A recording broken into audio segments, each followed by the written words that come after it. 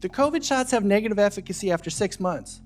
Tell me how a shot with negative efficacy is saving lives and it has the worst side effect profile of any vaccine in human history.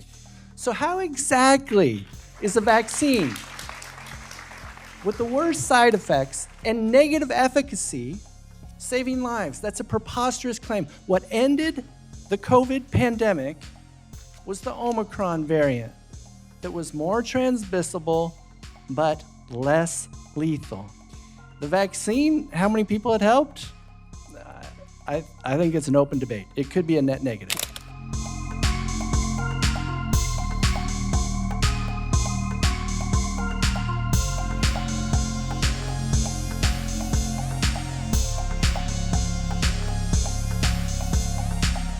I think Mr. Series kind of covered the 154 million, which was the first time I heard that. And again, I would call that propaganda. It's not science. I mean, somebody's got some model, fine. I mean, I can play with numbers too. As a matter of fact, I'm going to show you how you can use numbers.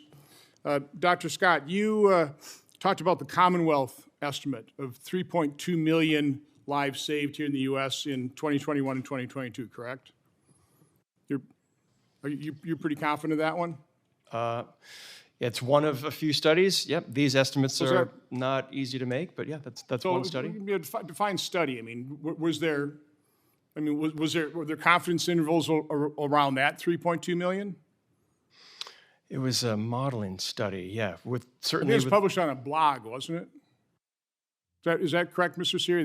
Yeah, it's a blog. That study was covered on a... Yeah, the Commonwealth quote-unquote study is not a study, it's a blog.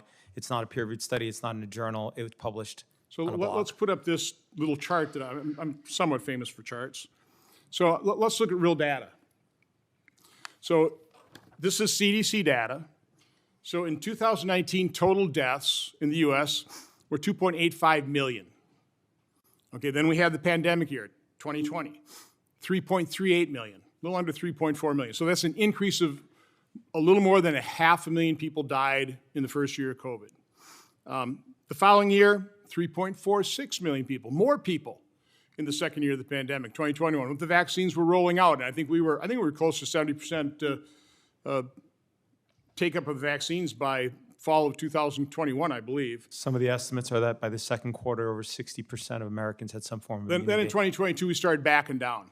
Now, I think Mr. Siri kind of argues in your piece that, if the vaccines really worked, you'd think even by 2021, because those things are being rolled out pretty quick, you'd probably see those death counts come down, but they didn't. But here's the point I'm trying to make with this Commonwealth Fund study. They estimated 3.2 million people's lives were saved in 2021 and 2022.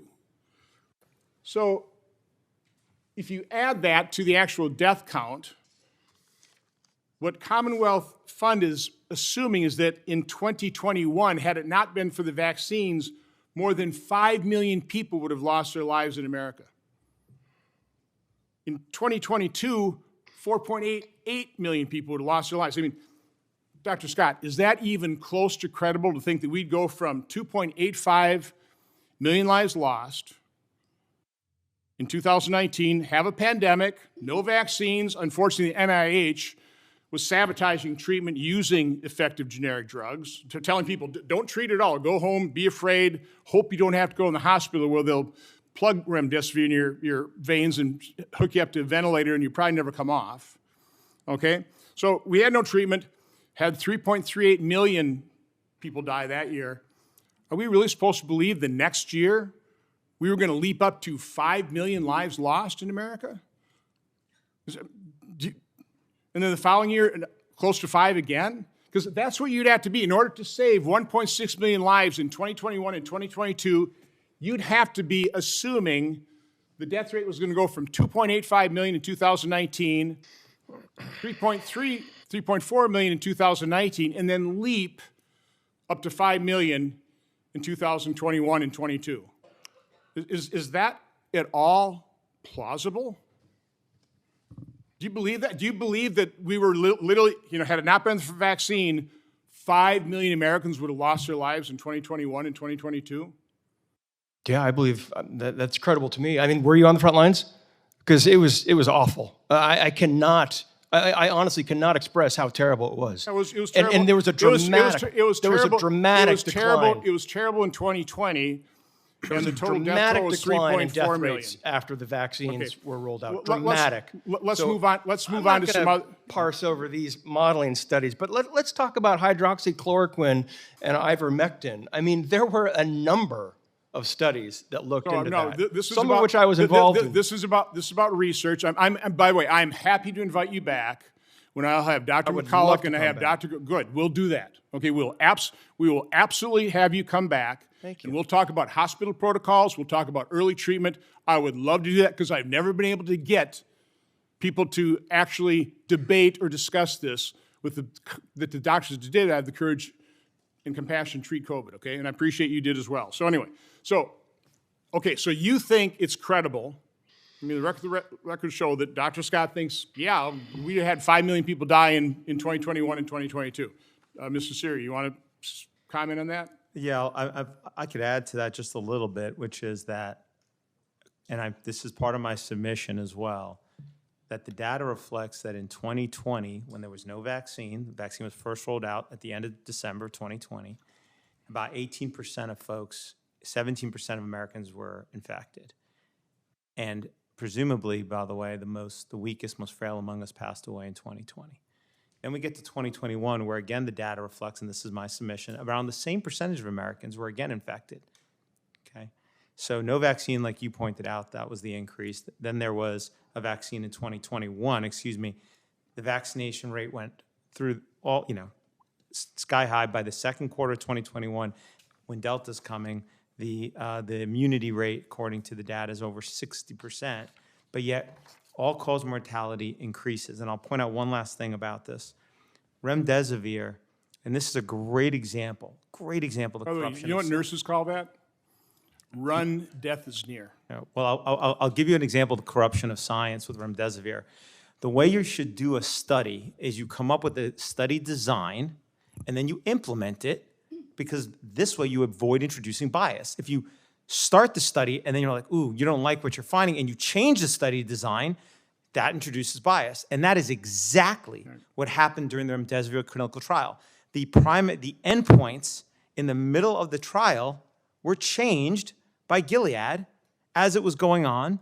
In fact, we wrote to Dr. Fauci specifically about that. That is precisely what you should never do. It introduces bias so they can get the results. By the way, do you remember how many people had some kind of financial conflict of interest, the people that approved that with Gilead? Yes. It's like 9 out of 16 or something like that. A significant number. And obviously, there's lots of folks who've treated COVID during the pandemic, and there's lots of, you had Dr. Jordan here, for example, and he's had a clinic. I think he has dozens and dozens of clinics around the country, and he lost, as he would explain, the protocols he implemented, lost very few people to COVID. I know other doctors in that similar situation using budesonide and so forth. Dr. Rogers, you have something? Dr. Scott, I think you wanted to say something? Yeah, I want to add to this debate.